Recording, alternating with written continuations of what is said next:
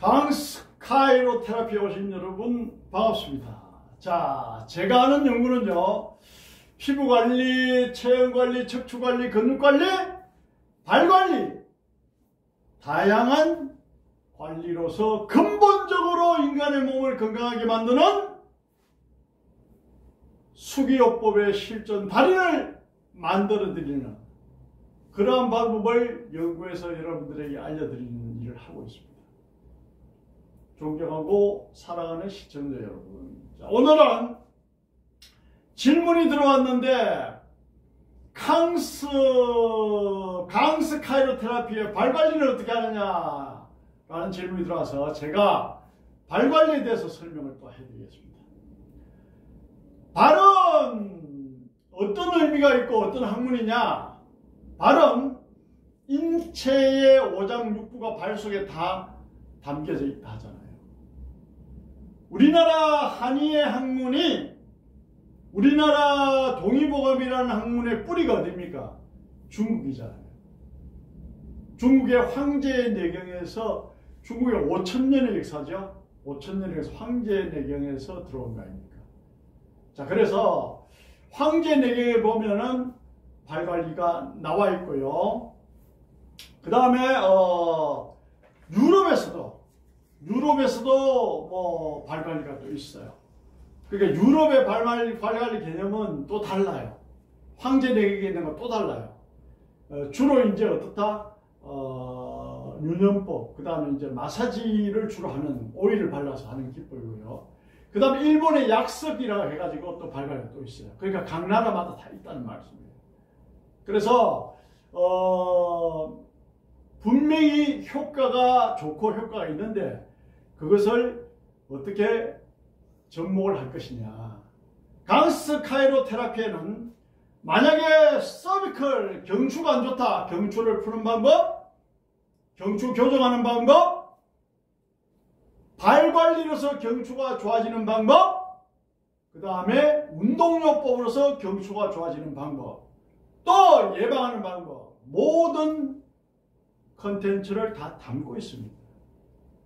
그래서 우리 대리점 원장님들, 또 우리 제자들에게는 어떻다?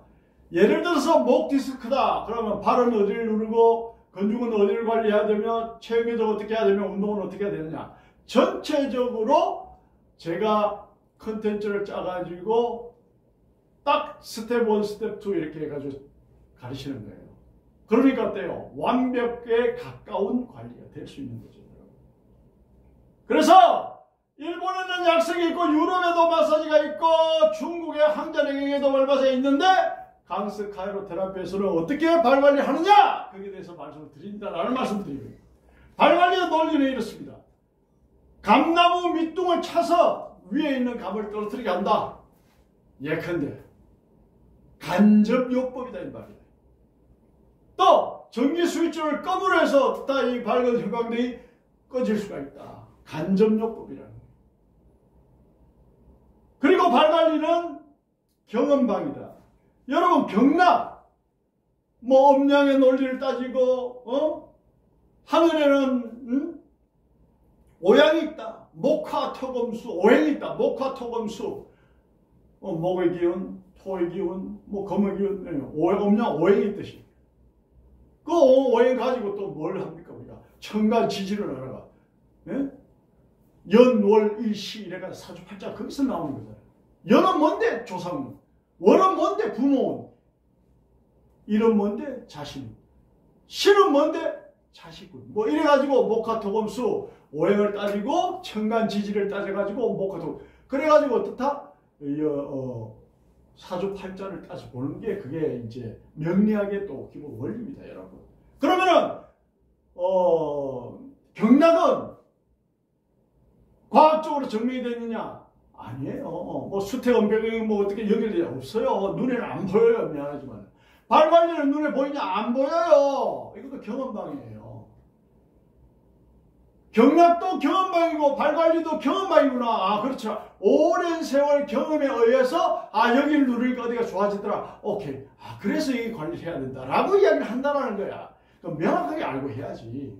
그게 경험방이야. 경락도 그렇고 발관리도 그렇고. 그건 카이로프락틱 척추교정 경험방이 아니에요. 그건 의과학이야. 사람을 해보면서 보면은 경락자리는 안 보이지만은 신경이 나오는 거는 명확하게 보인단 말이야. 그럼 이걸 의사선생도 교정하면 신경의 흐름이 좋아지죠. 그럼 병이 치료된다. 이게 의과학이야. 그래서 서양에서는 혈액이 흐른다. 혈관은 보이니까 혈액이 흐른다. 오케이. 기의 흐름이 좋으면은 혈액의 순환이 좋아진다. 서양에서는 이해가 안 가죠. 혈액은 혈액일 뿐인데 무슨 기의 흐름이 좋아지면 혈액의 흐름이 좋아지느냐. 이렇게 이야기한단 말이죠. 그러면은 강스 카이로테라피에서 효과 나는 방법을 간단하고 쉽게 알려준다 했는데 왜 그것을 발관리를 가르쳐 주느냐. 제가 30년 넘게 실전 강의를 하고 실전 관리를 하고 현직 대통령 박근혜 전 대통령, 노무현 전 대통령을 직접 관리를 했습니다. 수많은 국회의원을 관리를 했고 일반인은 말 것도 없고요, 여러분. 네? 뭐 헬스요? 헬스 우리나라 세계 챔피언 김준호 챔피언도 제가 관리했습니다. 뭐 수도 없습니다. 다 기억을 못할 정도 많습니다. 그런 실전 경험과 30년 이상 강의한 그런 내고 책을 8권을 써는 그런 어떤 연구정신 그걸 바탕으로 해서 강의를 하는데 발관리도 효과가 아주 좋다는 걸 경험했기 때문에 강의를 하는 거예요. 지금. 이해가십니까? 네. 아무리 좋은 학문도 제가 인체에 적용을 해보고 효과가 없다라고 판단한 건 여러분들 알려드리지 않습니다. 왜냐? 의미가 없기 때문에. 자, 그래서 우리가 발관리의 그런 개념을 가지고 우리가 발관리를 해야 되고요. 학문을 하는 자세는 이렇습니다, 여러분. 여러분, 인생을 사는 자세도 똑같습니다. 50%의 확률의 목숨을 거느냐, 0%의 확률의 목숨을 거느냐. 요즘 월드컵 기간이잖아요. 네? 내일 모레 우리나라가 브라질하고 이제 16강전에서 막 붙습니다. 그러면 제가 한 가지 물어볼게요, 여러분. 페널티킥을 차.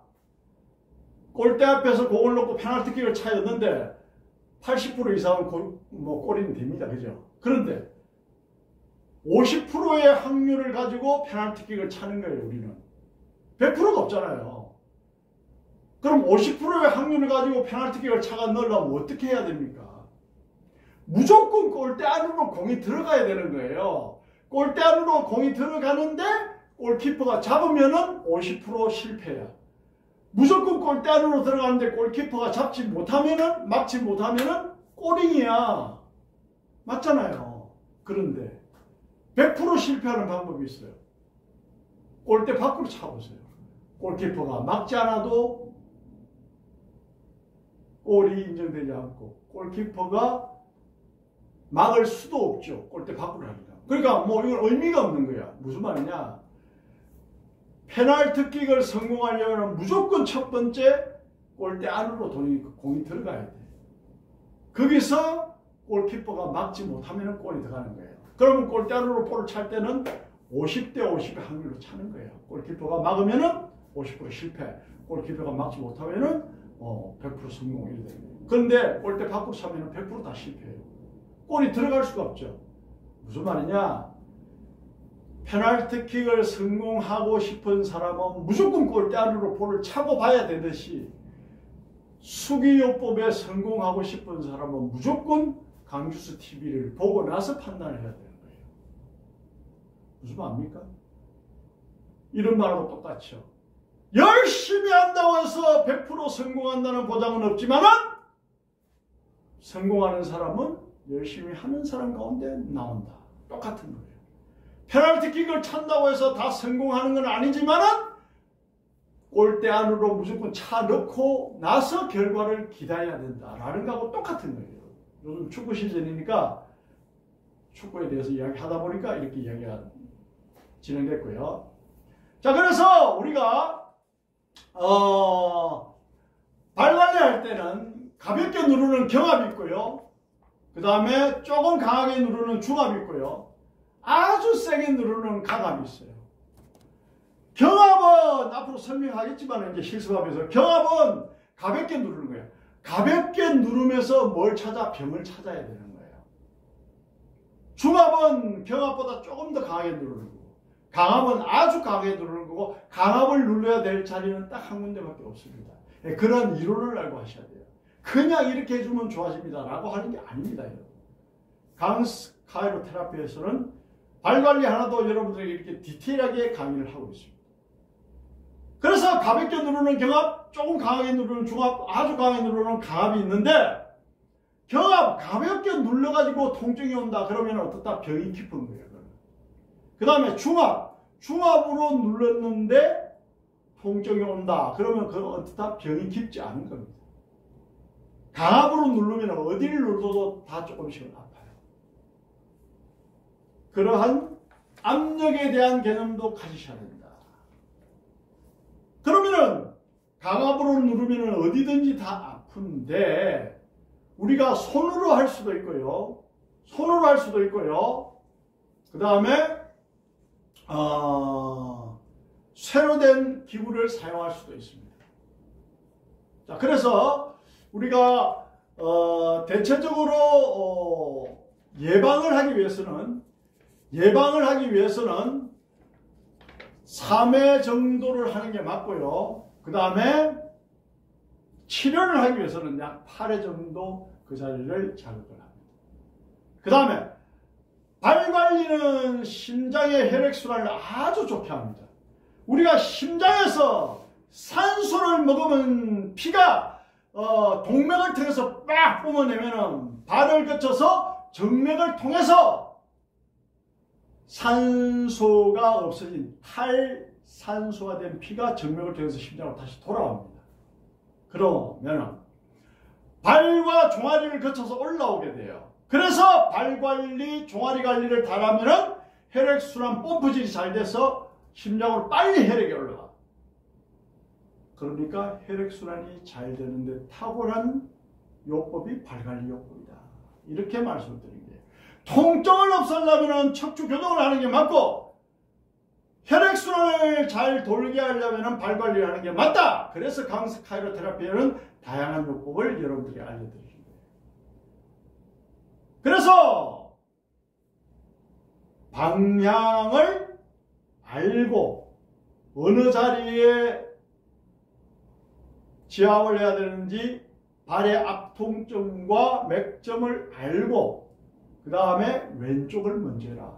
아까 방금 말씀드렸죠. 심장하고 관련되기 때문에 혈액순환이 좋아지게 된다. 혈액순환은 심장이 왼쪽에 있잖아요. 그래서 발 관리할 때는 반드시 왼쪽부터 하라. 이렇게 제가 가르칩니다. 그 다음에 발은 반드시 두 손으로 잡아야 돼요. 한 손을 잡고 한 손을 관리하든지. 반드시 두 손을 잡는 게 중요하고요. 그래야 정확한 자리를 여러분들이 관리할 수 있다. 그 다음에 나무는 단풍나무가 기혈순환이 제일 잘 됩니다. 단풍나무 봉을 사용하는 게 좋고요. 그 다음에 쇠라든지 플라스틱을 사용하는 경우도 있습니다.